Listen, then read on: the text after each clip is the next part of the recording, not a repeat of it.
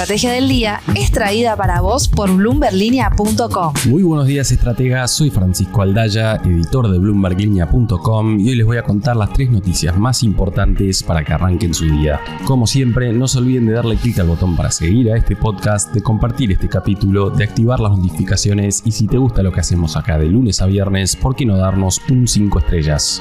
Lo que tenés que saber. 1. Javier Milei reafirmó el viernes su decisión de vetar la ley de actualización de haberes jubilatorios que logró empujar la oposición, calificándola de una irresponsabilidad fiscal que aumentará la deuda y que hundirá a la Argentina en la pobreza. En una entrevista con La Nación Más, Milei criticó la aprobación de la ley en el Senado, respaldada por el kirchnerismo y sectores del PRO, y argumentó que la ley costaría aproximadamente 370 mil millones de dólares, una carga financiera que considera insostenible en el estado actual de las cuentas públicas. Al argumentar que esto sería perjudicial para futuras generaciones, acusó al kirchnerismo de haber reducido las jubilaciones el año pasado en términos reales y cuestionó la postura de Macri, porque a pesar de que finalmente apoyó el veto de Milei, varios de sus senadores votaron a favor de aumentar las jubilaciones más de la cuenta. Milei defendió su veto diciendo que este aumento no cumple con la ley de administración financiera del Estado, ya que no aclara cómo se financiarán los nuevos gastos. Uno de los principales defensores de ese aumento, Martín Tetaz, dijo lo siguiente en Twitter: el gasto adicional por 0,4 puntos del PBI se financia con el impuesto al cigarrillo que se repuso de la ley Bases, con la facultad de recortar el 2% del PBI en otros gastos fiscales y con la reactivación de la economía. Veremos en qué queda esta situación delicada. 2. Finalmente quedó reglamentado el RIGI este viernes en el boletín oficial, y el régimen para atraer grandes inversiones superiores a los 200 millones de dólares en el general de los proyectos y a 600 millones de dólares en el caso de inversiones en operaciones petroleras upstream ofrece incentivos fiscales, aduaneros y cambiarios. Su objetivo principal es fomentar la inversión en sectores estratégicos como industria, turismo, minería, energía y tecnología, promoviendo el empleo de calidad, aumento de exportaciones y desarrollo regional. Esos son al menos los objetivos del gobierno con el RIGI, que llega en un momento muy necesitado de inversiones. El economista del broker Puente, Iván Bauman, recopiló datos del Banco Central que muestran que la inversión extranjera no ha parado de caer desde el 2012, justo con la llegada del cepo. Ese año fueron casi 4 mil millones de dólares que ingresaron al país, mientras que en 2022 había caído a 571 millones de dólares. En eso se agarra el gobierno para justificar que el RIGI otorgue tantos beneficios a las empresas para empezar a revertir esa tendencia. La salida del cepo será clave para profundizarla. 3. 2 de los principales bancos privados del país reportaron sus resultados del segundo trimestre este viernes con desempeños bastante divergentes. Banco Macro reportó una pérdida neta de 233,2 mil millones de pesos, su primer rojo trimestral en mucho tiempo, y contrastando con una ganancia neta de 164 mil millones de pesos en el mismo periodo del 2023. La caída fue explicada por la evaluación mark to market de títulos públicos en su cartera y menores ganancias por operaciones de cambio. Con el resultado adverso, las acciones del banco fueron de las que menos festejaron la confirmación de Jerome Powell respecto a la inminencia de las bajas de tasas. Aún así, el ADR subió 2% en el New York Stock Exchange. Del otro lado de la vereda, el grupo financiero Galicia superó las expectativas del mercado con una utilidad neta de 409 mil millones de pesos, lo que implicó una mejora interanual del 90%. La operación del Banco Galicia, sin contar a Naranja X, por ejemplo, registró una variación positiva del 16% interanual en su cartera total de créditos en pesos, mientras que los préstamos en moneda extranjera crecieron por 22%.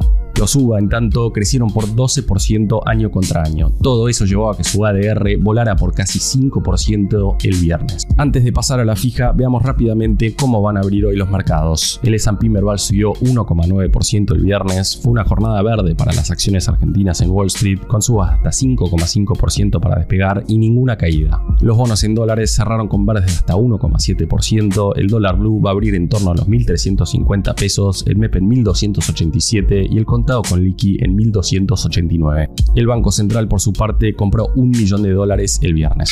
La fija. Buenos días, inversores. Vamos a hablar de bonos. Arrancamos este lunes con el riesgo país en 1.516 puntos, después de una semana en la cual los bonos hard dólar argentinos cayeron 1,5% en promedio. Veremos en estos días si los mercados emergentes tienen alguna reacción al simposio de Jackson Hole, en el cual el presidente de la Reserva Federal de los Estados Unidos, Jerome Powell, afirmó que ya es momento de comenzar el recorte de tasas. Por otro lado, venimos hablando poco de los bonos provinciales, pero quería comentar algo que puede interesarle quizás a quienes siguen este mercado. Las provincias cerraron el primer trimestre de 2024 con un superávit primario consolidado equivalente al 16,5% de los ingresos y un superávit fiscal del 13,6% de los ingresos. Si bien las provincias hace tiempo que vienen mostrando un rendimiento fiscal positivo, había dudas respecto de cómo podían afrontar este momento en el cual cayeron bastante sus ingresos, pero también se desplomaron los gastos, entonces el resultado fue mejor de lo esperado. Hecha esta introducción, hoy tenemos una entrevista con alguien que sabe muchísimo del mercado y que explica muy pero muy bien. Estoy hablando de Juan Manuel Trufa, director de la consultora Outlier. Muy buenos días, Juan Manuel. Arranco preguntándote por Jackson Hole. ¿Qué lectura tenés respecto de las palabras de Powell y qué impacto crees que pueden tener en el mercado de bonos? No creemos que la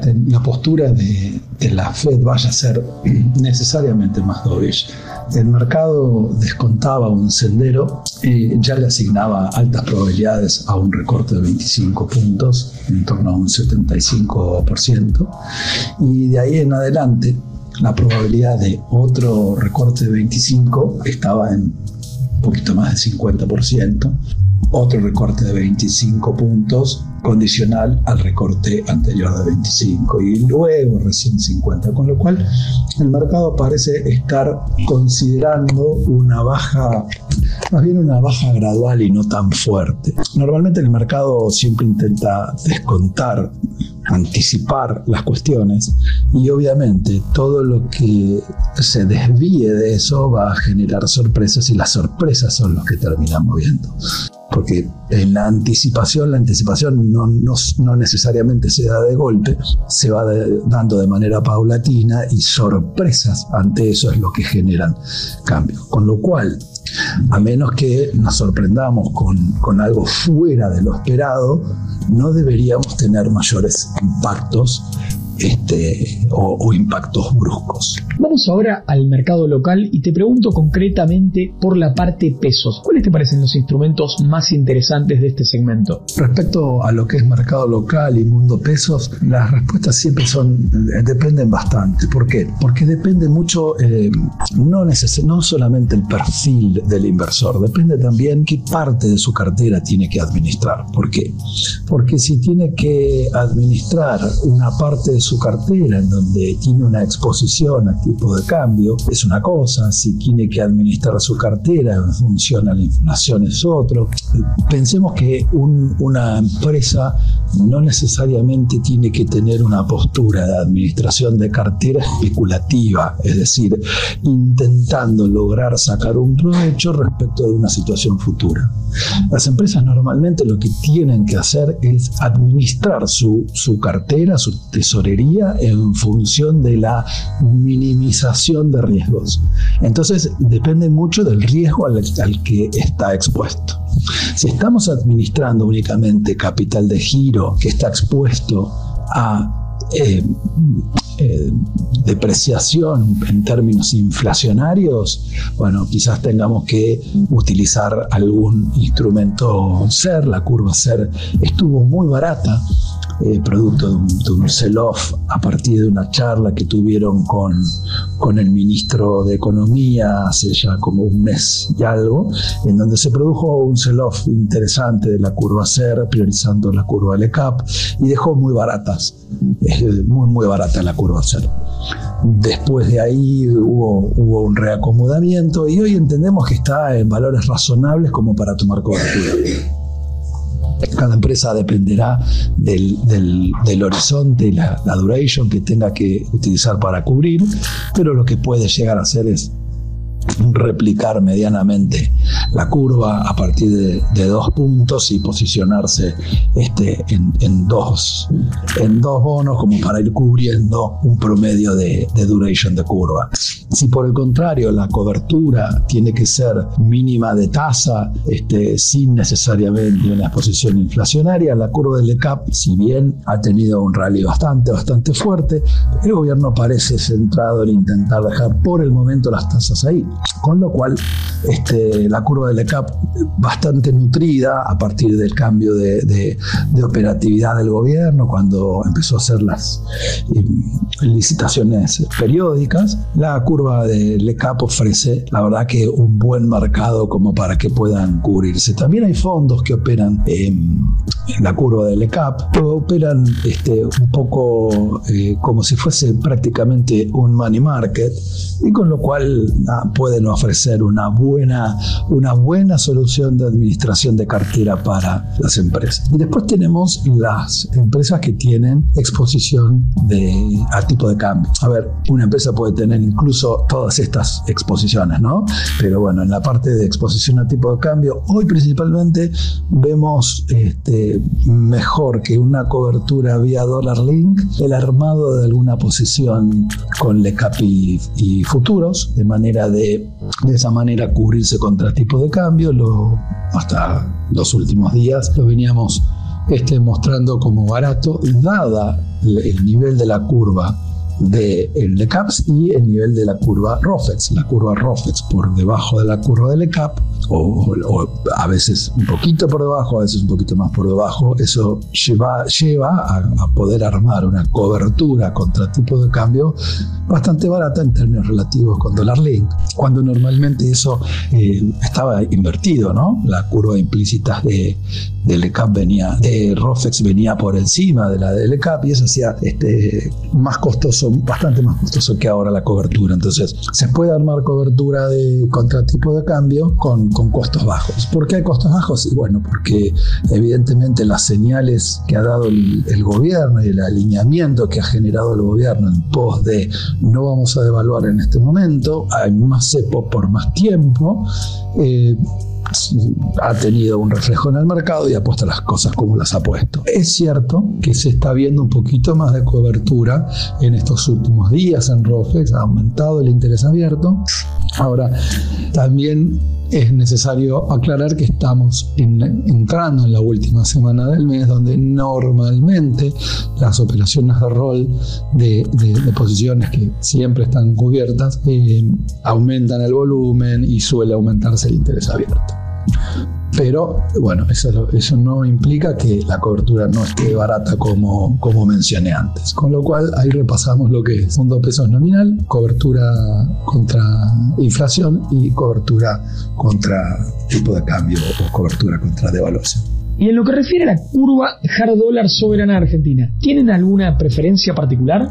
Respecto a lo que es la curva hard dólar, nosotros lanzamos un informe hard dólar contra Merval, pero principalmente ahí mostramos cuál es nuestra preferencia en lo que es curva hard dólar. La curva hard dólar sabemos que tiene un comportamiento que ha sido de lo que llamamos lateralización a partir de abril. En esa lateralización está, digamos, en las partes de la mitad hacia abajo de un canal delimitado por dos desvíos estándar, ¿no? Hacia arriba y hacia abajo de ese movimiento.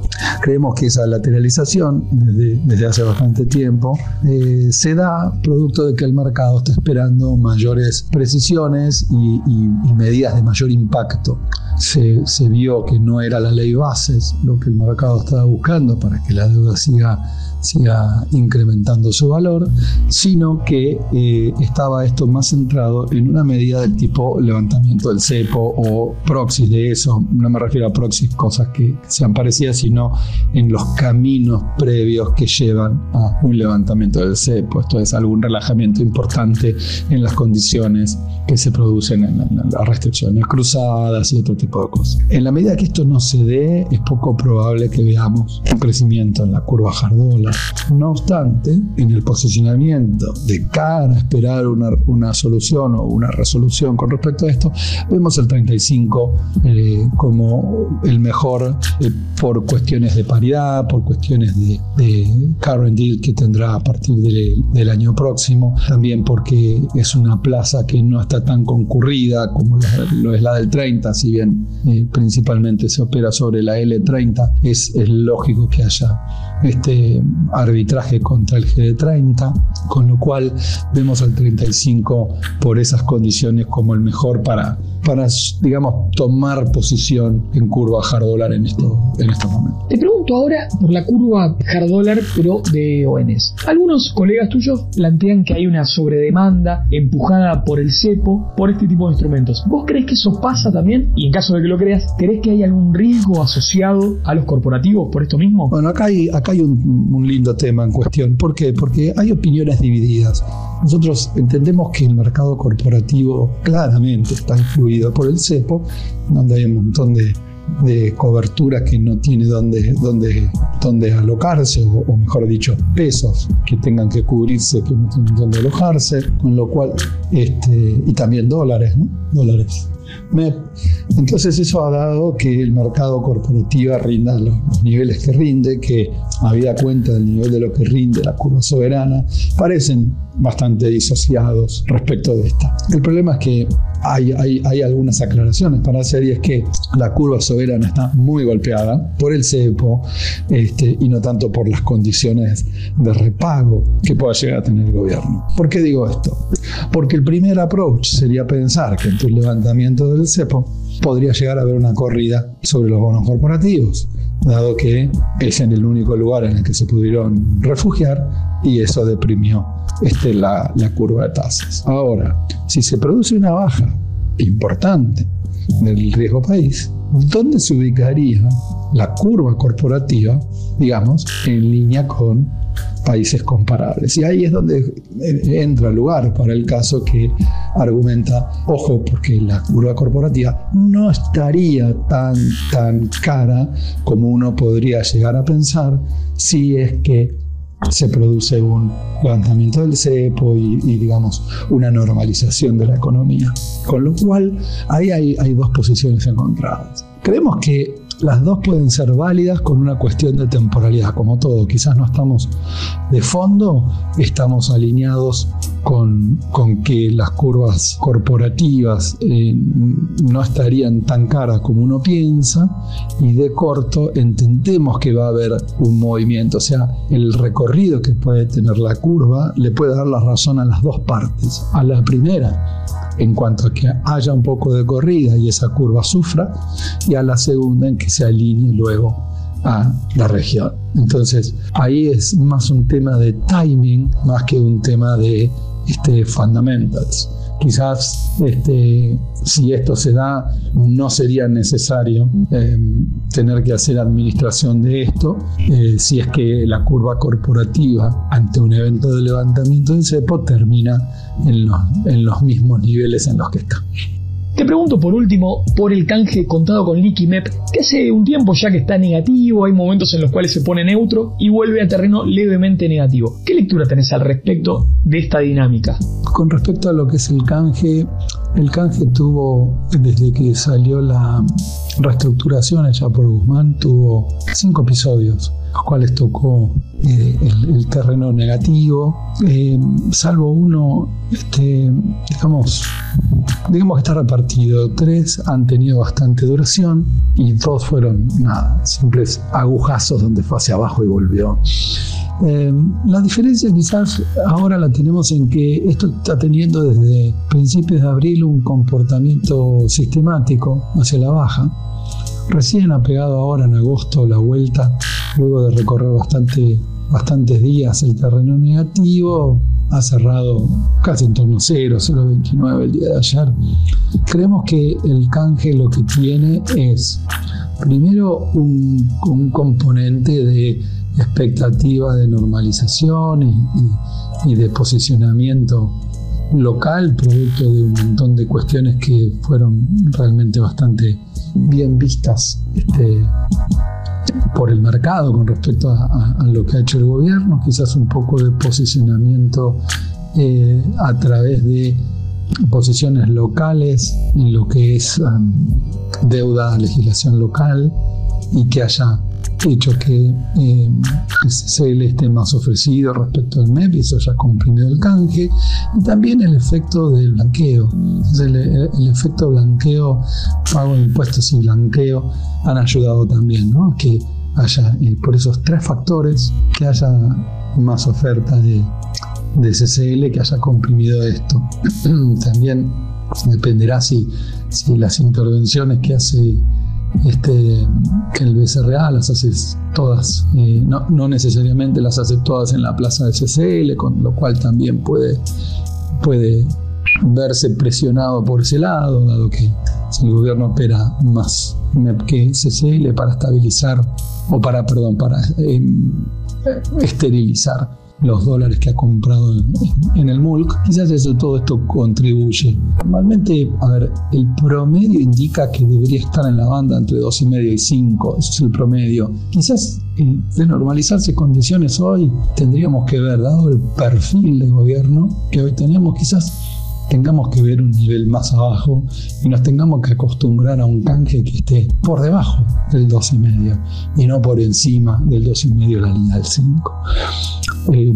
Veremos cómo se dan obviamente las cosas, ¿no? El mercado es la agregación de un montón de visiones, pero quizás esto tenga que ver con que ha tenido un comportamiento de baja sostenido, principalmente desde un poquito antes de abril, un comportamiento de baja sostenido desde niveles que han tocado en ese momento hasta el 7,5 para la parte negativa. Así que veremos de cara hacia adelante, pero creemos que esas pueden ser las 3 componentes que ha llevado al canje hasta estos niveles. Juan Manuel, te agradezco muchísimo por tu tiempo y por la claridad de conceptos que nos dejás. Es realmente un lujo tenerte en esta columna. Estimados oyentes, me despido y nos volvemos a escuchar la semana que viene. La frase del día. Antes de irnos, escuchemos lo que dijo el viernes Javier Milei en su segunda entrevista del día. La cuestión fiscal no es un tema menor. Vos pensás que Argentina, de los últimos 123 años, tuvo déficit 113 y los días que tuvo superávit fue porque no estaba pagando la deuda. Entonces, esta situación de la política queriendo romper el superávit fiscal es una cuestión de romper al gobierno, literalmente. Uno lo tiene que entender así. ¿Qué pasará con el superávit entonces si la oposición insiste sobre el veto presidencial? Esto fue un nuevo capítulo de la Estrategia del Día Argentina. Yo soy Francisco Aldaya, editor de Bloomberg Línea, y me podés seguir en Twitter en @franaldaya. No se olviden de darle clic al botón para seguir a este podcast y a la campanita para que se enteren al instante cada vez que sale un capítulo de lunes a viernes. Espero que tengas una gran jornada productiva. Esto fue La Estrategia del Día Argentina, escrito y narrado por Francisco Aldaya. Producido por Arturo Luna y Daniel Hernández. Que tengas un día muy productivo.